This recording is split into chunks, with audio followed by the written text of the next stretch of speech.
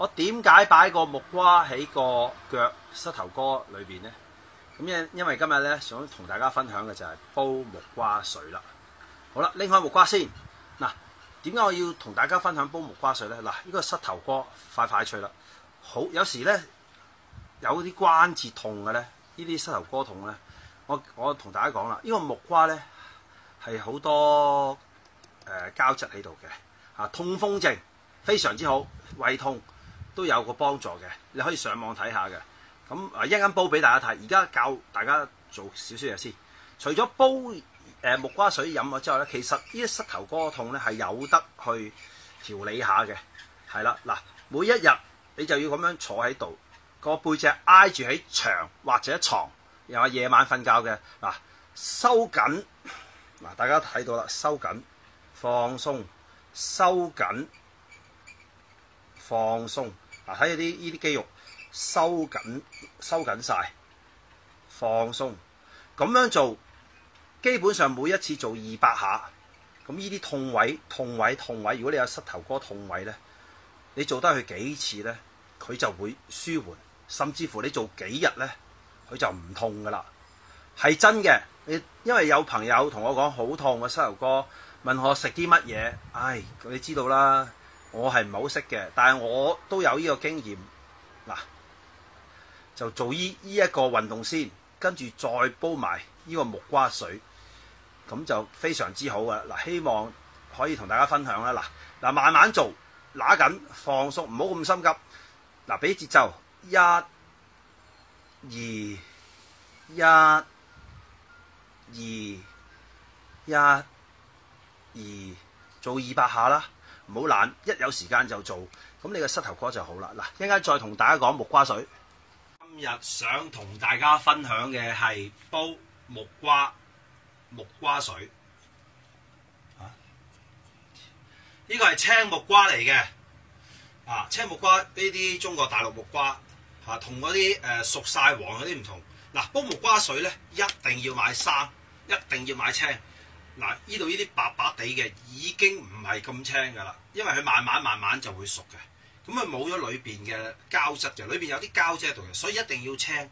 咁煲木瓜水有咩好處嘅咧？其實煲木瓜水有幾樣好處嘅，對於腸胃、對於胃痛有些少幫助嘅，有幫助嘅。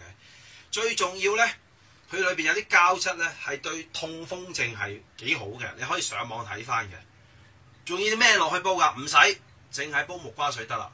咁我頭先喺膝頭哥度痛咧，就飲呢啲非常之好，當水飲。嗱，而家做俾大家睇啦，好啦，都唔使洗啦，因為皮包咗。最緊要嗱，切開佢先，係啦，切開佢，挖咗啲核出嚟。呢個好簡單嘅啫。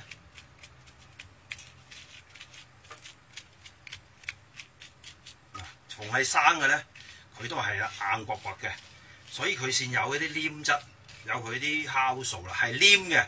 如果你買落，如果係熟嘅木瓜咧，係冇晒㗎啦已經，所以千祈唔好買黃嗰啲，嗰啲就係就咁食嘅，當生果食嘅。呢啲係要嚟煲嘅，唔明？好簡單，係啦，批好晒啲位置之後咧，咁你咧就切開佢一塊，切開佢幾段啦。切開嚟做咩嘅咧？批皮，因為咁樣批皮咧係易啲嘅。批俾大家睇啦。咁樣咩都得噶啦。你冇呢啲刀，為揾生我呢啲刨咯。有就用呢啲啦，冇乜所謂噶啦。小心啲。批咗陣皮就得噶啦，一定要青色。係啦，批咗陣皮，批咗陣皮之後點咧？好簡單，係啦。切開一嚿嚿得，食得嘅喎，啲木瓜，一陣間係煲咗之後食嘅喎。嗱，好，我而家切好晒，再同大家講。批好晒皮，切埋落去，擺落去呢個煲度，跟住洗佢咯，係咁意，係啦，唔好洗得太多啦，因為啲膠質喺度，擎翻晒啲水。咁煲幾多水啊？嗱，一個木瓜呢度5蚊磅，6蚊喺呢度，咁乜都唔使落晒，落水。落幾多啊？呢啲咁嘅杯，俾你睇清楚個杯，係啦，落3至4杯落去啦。啊，2杯、3杯，係啦，3杯零啦。嗱咁咧，而家咧就可以拎過嚟煲啦。嚇，拎過嚟啊！嗱，首先用大火煲滾咗先，係啦，最猛火煲滾咗佢先，煲滾咗之後收翻細中火，煲佢大約4個字，咁就飲得啦。煲好再同大家講。好啦，嗱，而家啲水滾起咗之後咧，就將佢較翻細啲啦。嗱，你哋用火都得嘅，一樣道理嘅啫。煲滾咗之後咪較細火咯。嗱，你較細啲，較到佢係啦。嗱，較到佢啲泡都係咁細。嗱，而家唔得啦，較翻大少少啦，可以。係啦，較呢個度數，呢個火係咁細火，中火煲。煲幾耐咧？煲佢4個字啦。係啦。嗱，煲佢4個字，4個字飲得噶啦嚇，佢得翻3杯水到嘅啫。好，煲好再同大家講。分鐘而家煲好噶啦，熄翻火佢啦。